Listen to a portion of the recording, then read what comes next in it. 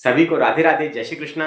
उम्मीद करता हूँ आप लोग बहुत अच्छे होंगे और बहुत अच्छी आपकी पढ़ाई भी चल रही होगी।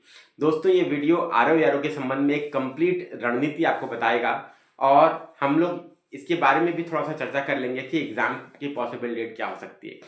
तो जल्दी से चलिए स्टार्ट कर लेते हैं। देखिए, सबसे पहले आपको पता है कि कैलेंडर अभी हाल ही में यूपीपीएससी ने जारी कर दिया, जिसमें आरओ की एग्जाम डेट के बारे में कोई भी मेंशन नहीं है।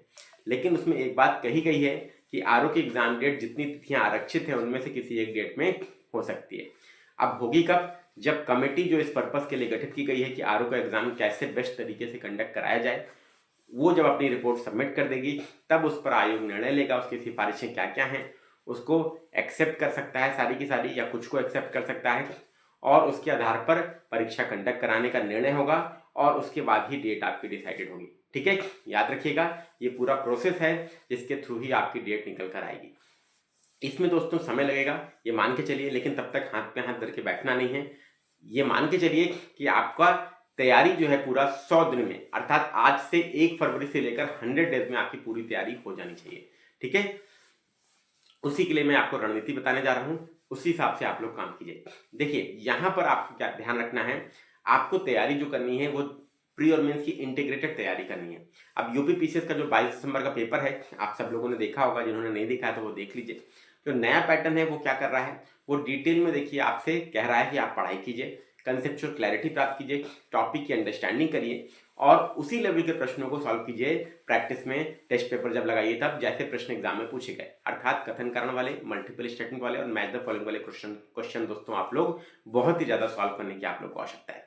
ठीक है, यही आज की आवश्यकता भी है। और सिलेबस को अच्छे से एनसीईआरटी और स्टैंडर्ड बुक को कमांड करके पढ़िए। अब कौन कौन सी किताबें पढ़ने की आवश्यकता है, तो एनसीईआरटी में दोस्तों आपको ज्योग्राफी की कम से कम 11 और 12 की एनसीईआरटी, 2 किताबें हैं 11 में, 2 12 में है। भारत भौतिक भूगोल और भौतिक भूगोल के सिद्धांत, ये कक्षा 11 की एनसीईआरटी है। और आर्थिक भूगोल और मानव भूगोल क्लास 12th की है। 4 किताबें आप लोग पढ़िए, आराम से पढ़ सकते हैं दोस्तों, कोई दिक्कत वाली बात नहीं। पहले 100 दिनों को 2 भागों में बांटिए। पहले 50 दिन में अपना सिलेबस अच्छे से कंप्लीट कीजिए, उस हिसाब से प्रैक्टिस करिए उसी स्तर के प्रश्नों की जिस स्तर के प्रश्न एग्जाम में पूछे गए। वो प्रश्न कैसे होने चाहिए, एनसीईआरटी आधारित और उन्हीं रेफरेंस बुक आधारित जिनसे एग्जाम में प्रश्न बार बार पूछे जाते हैं, वो मैं आपको बता रहा हूँ। ज्योग्राफी की एनसीईआरटी 11th और 12th की 4 किताबें हो गई। बहुत पतली पतली एनसीईआरटी हैं, ज़्यादा नहीं है, ध्यान रखिएगा, घबराने की जरूरत नहीं है, आराम से आप पढ़ सकते हैं। इसके बाद दोस्तों आपको साइंस के लिए क्लास 6 से लेकर क्लास 10th की न्यू एनसीईआरटी पढ़नी है।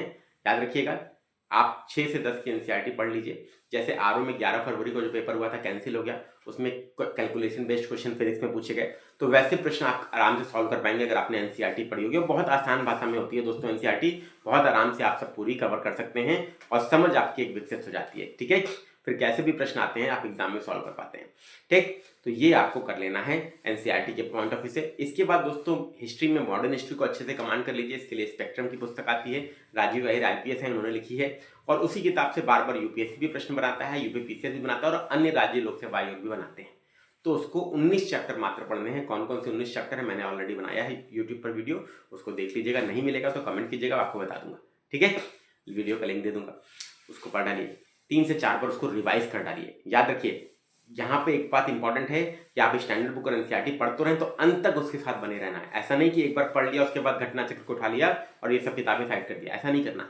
3 से 4 बार जब तक आप रिवाइज नहीं करेंगे तब तक आपका कमांड नहीं होता दोस्तों। ठीक, इसके बाद आपका पॉलिटी के लिए आपकी एम लक्ष्मीकांत पुस्तक आती है, इतनी मोटी किताब है लेकिन पूरी नहीं पढ़नी है। याद रखिएगा, आपको केवल 27 चैप्टर पढ़ने हैं 70 में से, और 27 ही इंपॉर्टेंट है जिनसे बार बार प्रश्न आते हैं। ठीक है, वो भी मैंने वीडियो बनाया है, चैनल पर है, आप देख लीजिएगा। 7 से 10 दिनों में एनसीईआरटी और 7 से 10 दिनों में स्पेक्ट्रम कैसे कंप्लीट करें, इस पर मैंने पूरा चर्चा की है, आप लोग आराम से उसको पढ़ लीजिए। ठीक है, तो ये रही आपकी मॉडर्न हिस्ट्री, पॉलिटी हो गई। इसके बाद मैंने इकोनॉमी और साइंस आपको बता दिया, साइंस और ज्योग्राफी। अब आ जाते हैं इकोनॉमी पर। देखिए, इकोनॉमी पर ज़्यादातर करंट ओरिएंटेड इकोनॉमी ज़्यादा पूछी जाती है, जिसमें आपके बजट, इकोनॉमिक सर्वे और गवर्नमेंट स्कीम, इस पर ज़्यादा फोकस करने की आवश्यकता है और डिटेल में पढ़ने की आवश्यकता है, ताकि मल्टीपल स्टेटमेंट वाले प्रश्न बन जाए, मैच द फॉलोइंग वाले बन जाए और असर्शन रीजन भी बन जाए। ठीक है, तो इसके लिए इनको विस्तार से अच्छे से डिटेल में पढ़िए। जो ओरिजिनल पीआईबी का बजट होता है, पीआईबी का इकोनॉमिक सर्वे होता है, वो पढ़िए, प्लस गवर्नमेंट स्कीम अच्छे से पढ़िए, क्योंकि गवर्नमेंट स्कीम के बहुत सारे प्रश्न पूछे गए। आपने देखा यूपीपीसीएस में 22 दिसंबर को, जो बच्चे कर पाने की स्थिति में नहीं थे, क्योंकि कोई स्कीम को इतना बेहतर तरीके से नहीं पढ़ता, क्यों पूछे गए? क्योंकि यूपी पीसीएस के जीएस पेपर 2 के सिलेबस में और यूपीएससी के जीएस पेपर 2 के सिलेबस में एक टॉपिक है वेलफेयर स्कीम्स। और अब पूरा दोस्तों आयोग यूपी पीसीएस के एक्चुअल सिलेबस की ओर मूव कर रहा है और वैसे ही प्रश्न आएंगे। इसीलिए बोलता हूँ कि हमेशा व्यक्ति को यूपी पीसीएस के सिलेबस के हिसाब से तैयारी करनी चाहिए, ठीक है? क्योंकि आपको पूरी डिटेल में पढ़ाई हो जाती है, आपकी डिटेल में आप पढ़ लेते हैं, कंसेप्चुअल क्लैरिटी प्राप्त कर लेते हैं और एग्जाम में फिर कैसा भी प्रश्न बनता है आप सब सॉल्व कर पाते हैं, ठीक है? ध्यान रखिएगा। तो इतना आपको कर लेना है बहुत अच्छे से। इकोनॉमी में history, geography, polity, economy, science, environment की बात बची। तो इन्वायरमेंट के लिए दोस्तों ज्योग्राफी की क्लास 7 की एनसीईआरटी है, वो इन्वायरमेंट का बेसिक आपका क्लियर कर देगी, उसको पढ़ डालिए। और इसके बाद इन्वायरमेंट के लिए दृष्टि आईएएस की बुक आती है, क्विक बुक, हिंदी माध्यम वाले उससे कर सकते हैं। और इन्वायरमेंट के लिए शंकर आईएएस की इंग्लिश मीडियम में बुक आती है, इंग्लिश माध्यम वाले उससे कर सकते हैं, उससे कर डालिए। इसके बाद दोस्तों क्या करिए, इसके बाद यूपी स्पेशल एक महत्वपूर्ण रोल अदा करता है। हालांकि पीसीएस में प्रश्न नहीं आया इससे, लेकिन आरओ में आने की संभावना है। तो इसमें दोस्तों 2 किताबें हैं, या तो परीक्षा वाणी से आप कीजिए या राकेश सारस्वत की बुक से कीजिए। तो मैं आपसे कहूँगा राकेश सारस्वत की बुक, जो यूपी पीसीएस के बच्चे पढ़ते हैं पेपर 5 और पेपर 6 के लिए, जीएस के मेंस के लिए, उस बुक को आप लोग पढ़ लीजिए। एक ही पुस्तक है, उसको डिटेल में पढ़ के अच्छे से उसकी नोट्स बना लीजिए और वैसे ही प्रश्न सॉल्व कर लीजिए जैसे एग्जाम में पूछे गए, ठीक है? आप सब लोगों को ये करना है, बहुत अच्छे से इतना दिमाग में बैठा लीजिए। अब याद रखिएगा, इतना आप लोग अगर कर लेते हैं तो यकीन मैं दिलाता हूँ आप लोगों को, आप सब लोग आरओ की परीक्षा को बहुत आराम से जो है क्लियर कर पाएंगे। पहले 50 दिन में, 60 दिन में, 2 महीने में इसको पूरा कंप्लीट कर डालिए, ठीक है? इतना जब आप कंप्लीट कर लेंगे और हर टॉपिक जो पढ़िए, जैसे आपने 1857 का विद्रोह पढ़ा, ठीक है? तो उस टॉपिक को पढ़ने के बाद आप लास्ट 5 ईयर के यूपीएससी के क्वेश्चन जरूर लगाइए, ठीक है? यूपीएससी के क्वेश्चन एनालिटिकल होते हैं, कथन करने वाले होते हैं, मैच द फॉलोइंग वाले होते हैं, मल्टीपल स्टेटमेंट होते हैं। जनरली सिंपल क्वेश्चन नहीं पूछता यूपीएससी, और वैसे ही प्रश्न अब आयोग भी पूछ रहा है, तो वही लगा लीजिए लास्ट 5 ईयर के यूपीएससी का क्वेश्चन। तो आपका एक बेसिक भी क्लियर हो जाएगा, नई चीजें भी सीखने को मिलेंगी, एक एनालिटिकल अप्रोच भी आपकी डेवलप हो जाएगी, ठीक? प्लस एक अच्छी टेस्ट सीरीज आप ले सकते हैं, और टेस्ट सीरीज वैसी ही होनी चाहिए जैसे कि प्रश्न एग्जाम में आ रहे हैं। तो हमारी सिलेक्शन वाली टेस्ट सीरीज है हमारे एप्लीकेशन पर, आप सब लोग से ले सकते हैं, उसका लिंक डिस्क्रिप्शन बॉक्स में बहुत नॉमिनल कॉस्ट पे आपके लिए अवेलेबल है, ठीक? तो उसके लिए अच्छे से प्रैक्टिस करिए। इसके बाद दोस्तों आपको क्या करना है, इसके बाद याद रखिए एनसीईआरटी और स्टैंडर्ड बुक जो भी मैंने बताई है, पूरा कवरेज दोस्तों आपको अच्छे से 50 दिन में कंप्लीट कर लेना है, टेस्ट पेपर्स लगा लेने हैं और यूपीएससी की लास्ट 5 ईयर के पीवाईक्यूज लगा लेना है। तो जीएस अगर इतना कर लेंगे तो मैं यकीन दिलाता हूँ 140 में से आप सब लोग दोस्तों जीएस के पेपर में 90 प्लस या 100 प्लस आराम से सही करके आएंगे, ये मैं आपको अश्योर करता हूँ, ठीक है?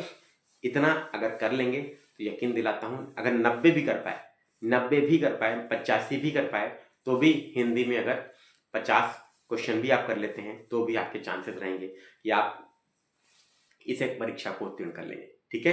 हिंदी के लिए स्ट्रेटजी नेक्स्ट वीडियो में बताऊंगा, क्योंकि हिंदी भी देखिए पैटर्न चेंज हो सकता है, डिटेल में आ सकती है, कंसेप्चुअल क्लैरिटी आपसे ज़्यादा मांग सकता है। तो नेक्स्ट वीडियो आरओ के लिए हिंदी का होगा, ठीक है?